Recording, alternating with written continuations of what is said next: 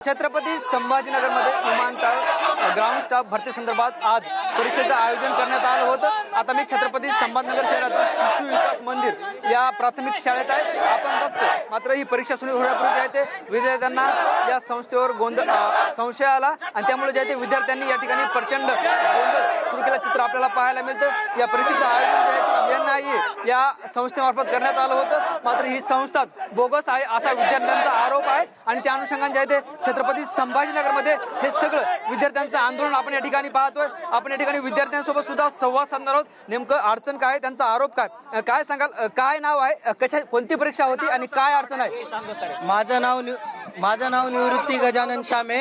NAI aviation सर्व्हिसेसचं exam होती आणि ही exam एकदम बोगस आणि ही कंपनी कशा काय झालं सविस्तर सांगा। हा, तर यांच्याकडे DGCA अप्रूव्ह परीक्षा काय होती, कोण आयोजित केली होती? ही NAI ची परीक्षा होती। हे CSA ग्राउंड स्टाफची परीक्षा होती।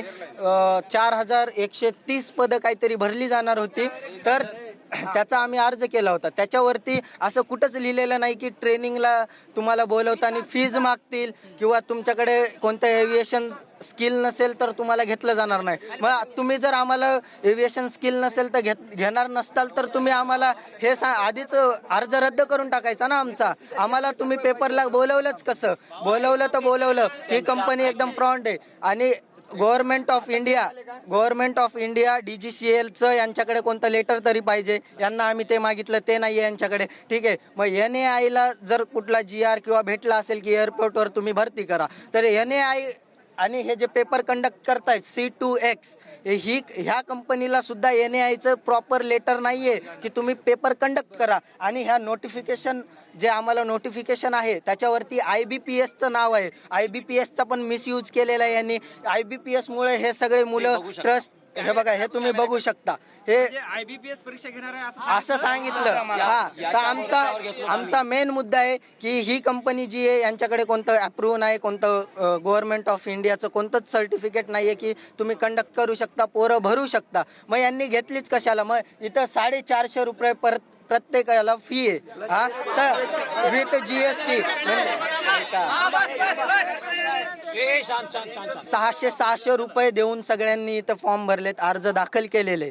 ह्या अर्जाचं काय बरं? अर्ज दाखल केले ते केले, इथं प्रत्येक जण मेन संभाजीनगरचा नाहीये, सगळे नांदेड, लातूर, आजूबाजू हिंगोली असे लांब। मला सांग, आता तुम्ही या ठिकाणी आले, तुम्हाला संशय आला की जी संस्था आहे ती फ्रॉड आहे, तेव्हा संस्थेच्या कोणत्या पद्धतीने तुमच्यासोबत संपर्क साधला का? ऐका, आम्हाला कोणत्याच व्यक्तीनं संशय साधला नाहीये। आम्ही सरळ त्यांना एक क्वेश्चन केला की ज्या संस्थेने NIA पेपर कंडक्ट केलाय ना, NIA चा स्टाफ कुठे आहे? आम्ही ते विचारलं, ते घाबरले, ते पळत गेले। त्यांनी त्यांच्या वरच्या अधिकाऱ्यांना फोन केला, त्यांनी कोणाला तरी बोलला आम्हाला बोगस लेटर दाखवत आहेत, ते जे की आत्ता कंडक्ट केलेलं लेटर, म्हणजे आत्ता टाईप केलेले लेटर्स दाखवत आहेत।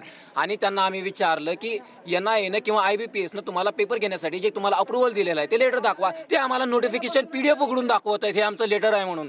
कशामुळं? इथं ग्राउंड स्टाफ आल्यानंतर आम्हाला चेकिंगसाठी एकही स्टाफ नाही दिलेला नाहीये, ना इथं आम्हाला ना इथं सीट नंबर दिलेला आहे, ना इथं आम्हाला कोणता चेकिंगसाठी स्टाफ दिला, ना इथं बाहेर बोर्ड सुद्धा लावलेला आहे, नोटिफिकेशन बोर्ड सुद्धा लावला नाही की आज ही पेपर आहे।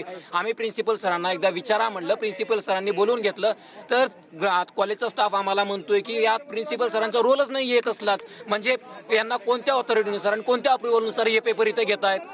कोणत्या अप्रुव्हलनुसार घेत आहेत? शाळेचं नाव आहे या। मग या शाळेचा प्रिन्सिपल कुठे आहे?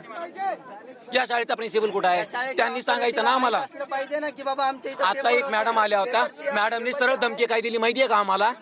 एक मॅडम आल्या होत्या, नाही माहिती आमचं ते कोण आहेत या कॉलेजच्या, ते मला नाही माहिती। त्यांनी सरळ बोलले आम्ही पेपर कॅन्सल करतोय। कशामुळे पेपर कॅन्सल करत आहेत?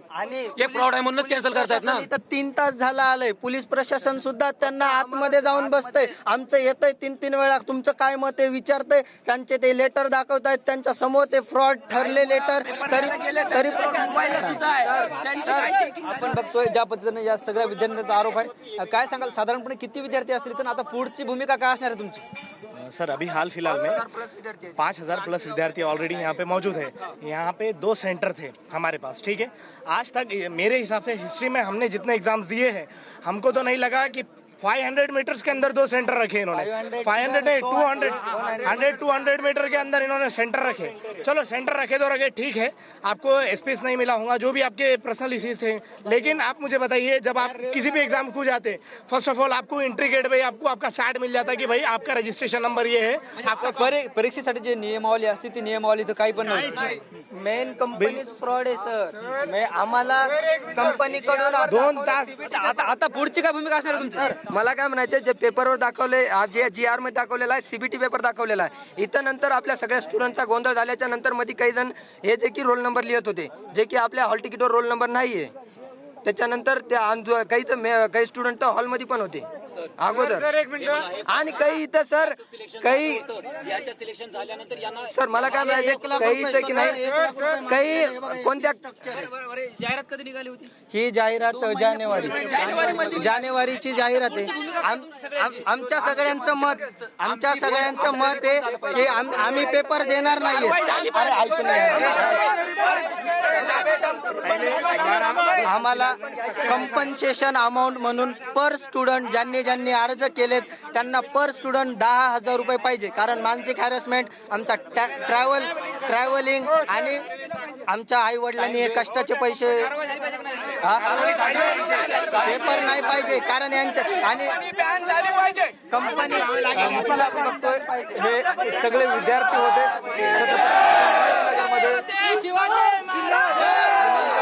ग्राउंड स्टाफ भरतीच्या परीक्षेचं आयोजन करण्यात आलं होतं, मात्र हे आयोजन केलं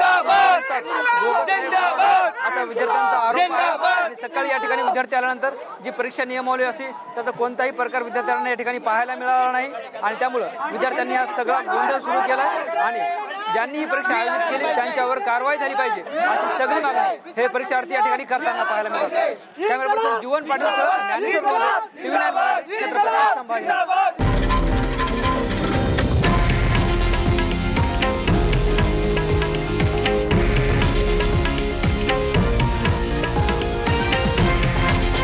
हे आहे देशातील नंबर 1 न्यूज नेटवर्क आणि आपण पाहत आहात TV9 मराठी, एकमेव।